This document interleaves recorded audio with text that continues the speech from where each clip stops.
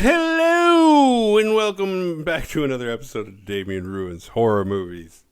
I'm kidding. I've been watching a lot of Seinfeld. If you wondered why, if you noticed that in April I didn't put out a lot of content, it's because I had been watching every episode of Seinfeld on Hulu. Hulu has all of them, so if you have Hulu, or if you don't have Hulu and you love Seinfeld, get Hulu and go watch all the Seinfelds, because the show holds up. Best show ever made. I also watched this new show called Cruel Summer. It's got Kevin Smith's daughter in it. If you went to high school in the early 90s like I did, then you might enjoy this show because it takes place in 93, 94, and 95. It hops around. It's weird. A lot of plot twists. And they're only on episode 4 right now, as of this recording. I've only watched the first 2. I need to get caught up. I'm 2 episodes behind. They put out 1 every week, though. Also, Young Rock, I watched that. I like that. That soundtrack on that show takes me back to the 8th grade. It's awesome because I love The Rock anyway. It's just about his life. It's a good show. It's only 10 episodes, 22 minutes each. I wish there was more. Hopefully there's a season 2. That being said, today's episode is brought to you by Cool Dude Inc. Click the link below and go check out some t-shirts and order yourself some. Go make yourself look good. And this movie is The Loved Ones from 2009. I'm not sure where you can watch it because I own it. And I know where it's not, because even though I own a lot of DVDs, if I have the option, if I have the DVD and it's streaming on Shudder, I will stream it because I am that level of lazy. But in this case, I had to put the goddamn prehistoric DVD in the player because it's not streaming anywhere that I know of. It might be on Amazon Prime. I don't have Amazon Prime, so. But definitely check it out if you can. Let's get started. It's directed by Sean Byrne. I'm not familiar with anything else he's done. This is an Australian film, and I always like to say, oh, I love Australian horror. But if you're like, oh, yeah, like what? I'd be like, Loved Ones and Wolf Creek. So those are only the ones I know of. But if you came up to me and you're like, hey, you want to check out this movie? I'd be like, yeah, we can check it out. You're like, it's Australian. I'd be like, fucking put it in. Because so far, I love the Wolf Creek series because there's 2 movies and then there's 2 seasons, I think. And then there's this. Then there's this old movie that I can't remember the name of. It's on Shudder. The Kids. Something about the Kids. It has 2 names. Sorry that I can't remember, but I watched that and that was pretty good too. So there. They're batting 1,000. 3 out of 3. So the opening of this movie, our main character, Brent is driving down the road with his father. And they're talking and bullshitting. They seem to have a good relationship until Dad says, look out. And up coming in the road, there's a guy with no shirt on who's all carved up on his chest, just walking down the middle of the road. And Brent's like, oh shit, because I think he's just learning how to drive. I don't know if he actually has his license yet. But he swerves and he crashes into a tree, killing his dad. 6 months later. It's time for prom. That's right. That's why I picked this movie, because it's May and we're doing prom movies. Did you think this was going to be different? No. So it's time for prom. Brent's friend Jamie is like, you know what? That emo chick over there, that gothy emo girl, she looks weird and cool. I'm going to ask her to the prom. Wish me luck. And he asks her, and she says yes. And then Brent is alone in the hallway, and this weird girl, Lola, walks up to him and says, would you like to go to the prom with me? And he's like, I can't. I already have a date that I'm going with. And she's like, oh, okay. Because Brent has a girlfriend. Her name is Holly. And as Brent is leaving the school, Holly comes running up and she's like, hey, guess what? I got my license. So she's got a car in the parking lot. They go in the parking lot. They start getting it on. Not just making out. He's got her shirt off. She's got his shirt off. She sees his little razor blade necklace. And he's got cuts on his arm. And they're making out. Little they know, Lola's standing right out of his car just watching like a creep. Just simmering. I don't know. She's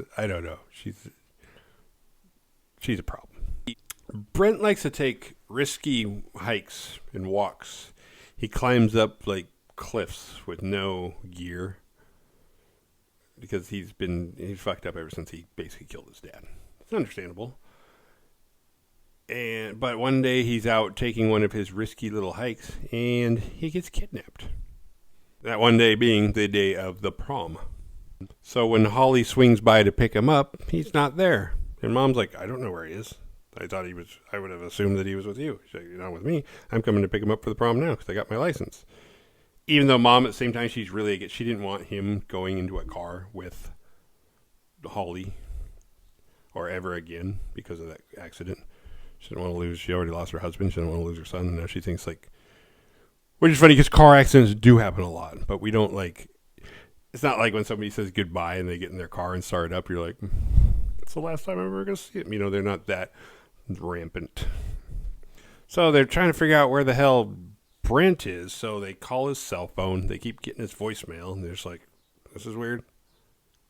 But they got to know he goes for hikes. So they got to be like, you think they'd go looking.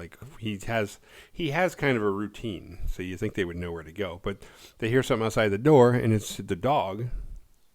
Because Brent has this dog that he always takes with him, and the dog kind of it's like his back legs don't work. He's just kind of, he's all fucked up. Something happened to him. So they're like, oh no. Jamie and Mia arrive at the prom, but they don't go in. They sit in the car and smoke weed and get high. And meanwhile, Brent wakes up. He's wearing a tux, and he's tied to a chair at Lola's dinner table. Bum, bum, bum. Because Lola's dad would do anything for Lola. And Lola, Daddy, and Mommy, who they call Bright Eyes, are sitting at the table with them. And old Bright Eyes has a third eye. She has a hole in her head, and she just kind of sits there. She's kind of like the grandfather from Texas Chainsaw Massacre. She's just there, and you're like, is she dead? Is she alive? Is she going to move? The hole in her head's not doing her any favors. But there's also, in the background of the room, there's a disco ball hanging, and there's balloons decorated. Lola and her father are planning to have prom at the house. Because that's not weird. And Lola has a syringe and she injects it in some blue shit. I don't know if it's Drano, because I would think that would kill you. She injects some blue shit into his neck. And I'm not sure what it is. But it kind of seems to sedate him. Because he seems... Maybe that's the start of it, where he seems just kind of fucked up, and he's just kind of not a whole lot of resistance, but at the same time, what can he do? He's tied up. But then Daddy takes a picture of Lola and him together, and then they get old Bright Eyes in on it, and it's just weird and creepy. And they basically just terrorize him for a little bit, but meanwhile, they suck at tying knots, because he's slowly untying. He's at the chair. And he's working his hands out of the rope or the string, the twine, whatever the hell they tied him up with. And he gets him untied, so he gets away from the chair. And then Lola's standing in front of him, so he kicks her. He double with both feet because he has to because his ankles are tied together. He kicks her and she stumbles back against the table. Then he starts hopping as fast as he can out of the house. And kind of gets away, but there's only so far you can go when you got to hop, and you don't have time to just stop and untie his legs. So he goes, and eventually he kind of does, but they find him, they get him. Actually, it's funny because he's hiding in a tree, and they start throwing rocks at him, and eventually he falls out of the tree. So when he falls out of the tree and lands on their car, the way he smacks it, it looks like it hurts so bad. He just smacks the hood of the car and falls on the ground. It doesn't move. So they get him back into the house, and they tie his hands back together. But instead of tying his legs together, or his ankles, his dad takes off his shoes, and he takes a couple of steak knives and hammers them into his feet. So now the steak knives are through his feet and into the floor, which would fucking hurt and would fucking suck. Because now if you're going to escape, you got holes in your feet. And how are you going to run? And because this appears to be the only way that Lola can get people to look at her boring-ass scrapbook that she made, is to bolt their feet to the ground so they can't go anywhere. And she starts showing him this book, and it's full of her old crappy drawings, but there's also a lot of missing person flyers, and then there's some Polaroids similar to the one that Dad just took for the prom. And Brent's starting to realize, oh shit, I am not the first person that's been in this situation. And then they come to a page, and it's got Timmy Valentine on it, who's a teenager, But Brent instantly recognizes him. Timmy Valentine is the guy that was running down the road, who's all carved up, that Brent had to swerve to not hit, and he crashed in the tree and killed his dad. That was Timmy Valentine. That takes us all the way back because of Lola. That guy was escaping, and now his dad's dead. This is Lola's fault. You would think this would be the moment for him to turn the Incredible Hulk and just beat the fuck out of her. But he's kind of helpless, possibly sedated. So then she carves a big heart into like his chest and stomach area and puts their initials on it. Like she did to Timmy Valentine, had a similar carving. And then she slow dances with her dad. And it honestly seems like her dad is really her true love. And like everything else is like her getting these side pieces is just kind of a little hobby. I wonder because her dad watched her put her prom dress on earlier, which is kind of weird. It's like, I don't think you should really watching your daughter get dressed as it is, but when she's a teenager, come on, time to go in the other room. And they open a trap door. It's not a trap door, but it's like, you know, how, like basements have those the outside entrances, and they have the double doors that open up, and then you can go down. It's like that, but it's in the living room. I mean, there's a carpet. They move the rug that's over it, and there's these two big doors that you can open. There's a dungeon down there. And Daddy throws some roadkill. Like, he chops the head off of it and throws it. It's like a raccoon or something. And he throws it down there, and like these weird creatures, human-like creatures, just swarm at it, and they eat it. So he feeds whatever's down there. After smoking weed in Jamie's car for a while, Mia and Jamie finally decide they're going to go inside and go to the prom. And they go in, but they get kicked out right away because while they're slow dancing, Mia starts giving Jamie a handy over his pants, and the principal or whoever that guy is not down with that. He's like, you know what? You guys got to get out of here with that shit. Take that somewhere else. So they leave. And they go out to Jamie's car and start fucking. And then that same teacher is staring at them through the window while they're doing it. And they're like, can I help you? He's like, I meant get off the campus. Fuck out of here. Daddy gives Lola a drill. And then he grabs Brent in kind of a chokehold so they can't move. It's almost like a rear naked choke, but it's wrong. But it's enough that if a person's tied up, he's just trying to keep his head from moving. And then Lola starts drilling a hole into his forehead, kind of like old Bright Eyes has. In fact, exactly like what old Bright Eyes has. And then from the other room, we can hear the whistle of a tea kettle. The water's done. What they do is they drill a hole in your head, and then they pour boiling hot water into your skull, and they boil your brain. Those creatures in the dungeon below, those are boiled brain zombie creature things that previous dudes that Lola had a crush on, basically. But when Lola gets done, she realizes that she doesn't think the hole's big enough. She needs to drill a bigger one. So Daddy comes over, and he's like, here, I'll do it. And he starts. But Brent, he had his I don't know where the hell he got his razor blade from, because it wasn't around his neck. He pulls it out of his pocket, but he wasn't wearing that tux when he got kidnapped. So I don't know where the tux came from. That can't be his tux.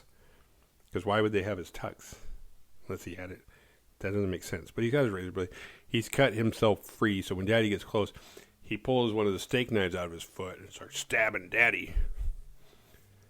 And then he gets up and he pulls the other one out, and now he's free, but he can't walk that well because he's got holes in his feet. He got Jesus' feet. And then Lola starts attacking him, but Lola doesn't really know how to fight, so he just knocks her ass out. And then he pushes Daddy down into the dungeon with the hard-boiled brain zombies, and they just go right after him. And Lola comes back too while he's looking down, and she pushes him down. And then she stares down at her dad being feasted on by these creatures, and she's heartbroken. You know, that's her dad. That's the love of her life. And she's pissed. She's heartbroken and pissed. And she's psychotic to begin with. Jamie takes Mia home, and they're greeted by her dad. And her dad happens to be a cop. But this is where we also find out that Mia is Mia Valentine. Mia is the sister of Timmy Valentine, the guy from the beginning that Brent swerved to not hit. It's all tied together. It's kind of neat how this story is all tied together. So hopefully you've already seen this movie, because now I've ruined it for you. And so she goes to her room, and her dad's kind of, I don't know, their family is like just depressed family after, like, because Brent's family's fucking depressed because the dad, and 6 months later, and they're still all fucked up. And so it's been 6 months for Mia and her family since Timmy disappeared, and he hasn't returned, even though he was out. I don't know where the fuck Timmy is, because he escaped the house, but he never showed up anywhere. He didn't go back home. So they're all morose over there. And at that point, Holly remembers that Brent had told her that Lola asked him to go to the dance, or go to the prom. So she's like, what if Lola has something to do with the fact that Brent's missing? So she calls Mia's dad and says, hey, can you go over to Lola's house? Because she asked me to dance earlier. I bet she has something to do with this. So he's like, all right. And he hauls ass over there. And he goes in, and Brent can hear that somebody's showed up. Like, he could hear the car outside. He can hear the front door opening. He knows somebody who's not involved has showed up. So he starts throwing shit up to hit the ceiling, which is the floor of the main room. And so Mia's dad goes in, and he can hear the banging, so he opens it to see what's going on. He's like, what the hell? And he hears a noise behind him. It's Lola with like a meat cleaver, and she's just like, ah! It hits him right in the forehead, and he falls in. So a lot of help he ended up being, although he did end up being help a little bit, because now Brent has a gun, and he shoots it up at Lola, and she's like, whoa. And she tells him just flat out, she's like, you know what? You killed my dad, and you broke my heart. So now I'm going to go to your house, and I'm going to kill your mom, and then I'm going to kill your girlfriend, Holly, and break your heart. And then she leaves. So she's walking down the road. She's got a knife in one hand, her scrapbook in the other. And in the distance, she sees a car. It's Holly's car, so she hides on the side of the road, and Holly's driving. Lola throws her scrapbook out, and it just kind of explodes as it hits the windshield. And Holly's like, what the fuck? So she stops, and then Lola comes after her, and she's wearing Brent's razor blade. They could have done a better job of working the razor blade into it, because it keeps kind of magically appearing in different spots. Like, the first time you see it, it's like, okay, that makes sense. He's wearing a necklace. But then it keeps going. It travels around in a way that's like, how is this razor blade getting all over the place? So her and Holly are fighting it out. And meanwhile, back at Lola's house, Brent climbs out, like, over bodies and whatever the hell's in that dungeon. He manages to climb out. He gets into Mia's dad's cop car, and he's going like 140 to his house. Boom, he's over his fear of driving. And he's driving, and comes around a corner, and it's like deja vu. Holly's in the middle of the road, and he's like, oh shit, so he swerves to get out of the way. He misses her. Unfortunately, Lola's not so lucky. Smacks Lola. She flies over the car, which if you're going to hit one of them, that's the way to do it. And he's like, and he gets Holly. He's like, are you okay? And Holly gets in the car, and they're like, okay, we got to get the fuck out of here. But then in the rearview mirror, he can see Lola back there dragging herself up the road with a knife in her hand, blood all over her. She's just like pulling herself because her legs no longer work, because she still wants to kill them. And so Brent puts it in reverse. The only problem with this is there's only so fast you can go in reverse. But somehow this car can go really fast in reverse, and he fucking backs over her. And she dead. So they go back to Brent's house and see his mom. She kind of ignores the fact of like how fucked up he looks from everything he's been through. And she just gives both of them a big hug, and it's the end. And I gotta say, because I'm always ripping on, this is the third movie in a row from 2008, 2009. I'm always ripping on that time period from like 2000 to 2010. These were three original, solid movies with no plot twist. They were just good. Referring to Cabin Fever 2, Dance of the Dead, and this one, The Loved One. They're good. And they're from that time period, and they're totally original. I liked all three of them. I take it back 2000s, although 2000 put out a lot of crap. 2000, 2010. The Zeros put out a lot of crap. These three movies are really good, especially for that time period. Even Cabin Fever 2. I actually like that movie. The Badass Award goes to Brent for just never giving up. All this shit that guy's been through, and then he gets kidnapped and goes through more shit. And he escapes. Not once, not twice, 3 times. The third time is a charm. He kills Lola's dad, then he kills Lola, saving Holly. The guy's a hero. Because there wasn't anybody that could save him. What did we learn? Survival tales. Keep your eyes on the road. Don't wear headphones when you're alone in the woods. And don't be a dad. I know, I'm a dad. I'm just saying. 4 people died in this movie, and 3 of them were dads. That sounds like an omen. All right, guys, that's it for now. But I will see you really soon with more prom festivities. See ya!